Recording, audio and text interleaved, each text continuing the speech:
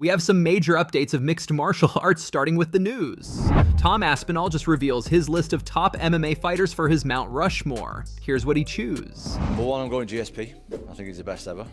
I think it's hard to deny that, even though Jon Jones is a little bit more relevant than him at the moment. But GSP number one. Number two, I'll go Jon Jones, even though I'm trying to fight him. I think you can't deny what he's done. Number three, probably go Demetrius Johnson, number three. I think he slips under the radar a lot because he's so small and not very popular, but the guy's skill level is ridiculous. Number four's a bit of a tough one. I think you'd have to go Khabib number four, in my opinion. I think the guy's like really, really good. Even though he retired a little bit early, and he could have possibly done a bit more, I think he's still one of the best ever, so I'll go in number four. Khamzat just shared a sharp-looking practice clip. With his UFC 308 fight against Robert Whittaker just around the corner, Khamzat is looking in great shape. He posted this on his Instagram.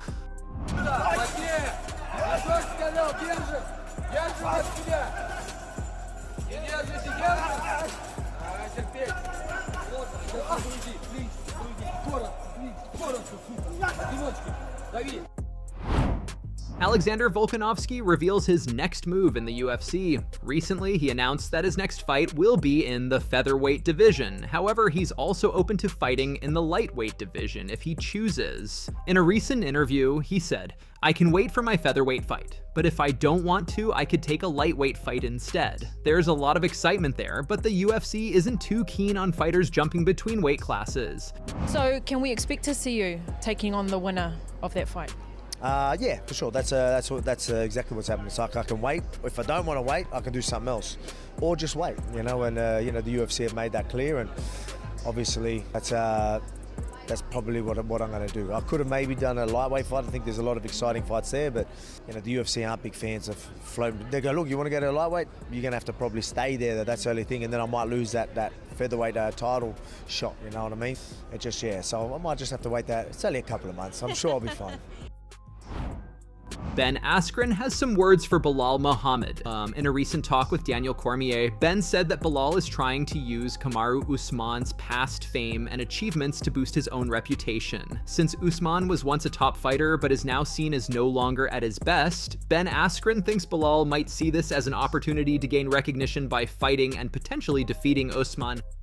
Usman has a big name. He's a former champion, one of the longest reigning welterweight champions. And so one of the ways that Belal could see it is this is a guy who has a big name, who held the belt for a while, and now he's over the hill. He's 37 or 30. He's a little younger than I am. 37 or 38, I would say. I mean, I'm just looking at the welterweight division of like who can you the De La Maddalena guy, he's really tough, but you're telling me he's hurt. Rakhmonov's really tough. So, Belal is probably thinking, hey, let me get a big name. Let me get someone whose best days are probably past him. And let me see if I can build my reputation here. Shavkat Rakhmonov revealed Belal turned down UFC 307 fight. Recently, Shavkat revealed that he was offered a fight against Belal for UFC 307 on October 5th, but Belal turned it down. Shavkat pointed out, he said he was going to be an active champion, but right now, he's not backing up his words. Listen what he actually revealed.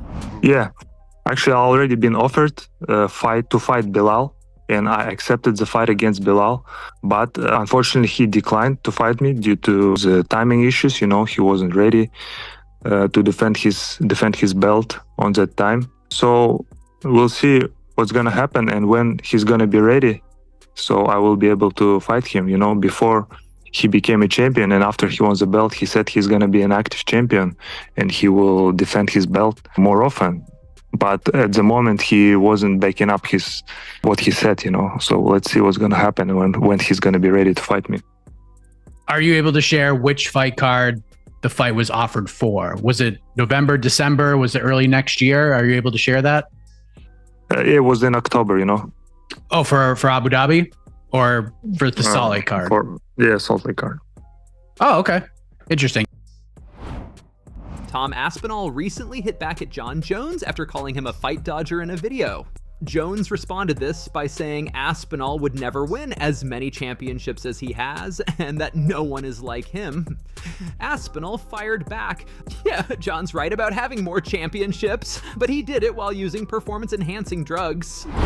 Meanwhile, DC thinks Aspinall's trash talk is starting to bother Jon. Basically, Cormier is suggesting that when someone like Jones starts getting irritated by their opponent's words, it could lead to them wanting to settle things in the ring, making a fight between them more likely. Nobody else can tell you this at this level because I lived it. I know what the insults look like when you start to get to him. I am telling you guys right now, he is starting to get to him, starting to get to Jon Jones. And when you get to him, that's when you possibly get the fight. Hey, and look, in my case, it didn't work out. I got what I wanted and it did not work out. But we don't know what's going to happen with this dude. This dude's young. He's hungry. He's big as all can be. And he seems like he wants to fight this dude. So I'm interested to see what comes of this. I'm interested to see what comes of this whole Jon Jones, Tom Aspinall deal that seems to be picking up steam. And I'm here for it. I'm here for it. Seems like Caio Borralho wants his next fight to be against Israel Adesanya.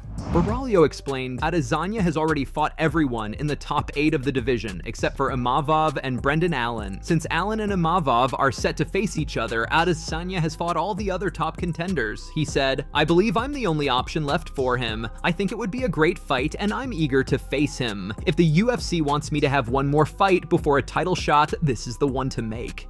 There's no other guy that Adesanya should face now, because if you see on the top 8 of the division, I think he fought everyone but Imavov and Brendan Allen. And Brendan Allen and Imavov are facing each other, you know. So he already faced all the other guys, Strickland, Whittaker, Vettori, DDP, all these guys, Jared, all these guys he already fought, you know. So I think the only option that comes to him is myself, you know. So I think this is the fight to make. I think it will be a fun fight, and let's see. I want to fight him. I think it will be a good fight to my resume. And if the UFC wants me to do one more fight before I go to the belt, I think this is the fight to make. Why not fight a guy that is a legend of the sport and that was so dominant in his prime, you know. So definitely a guy that I want to face, just because,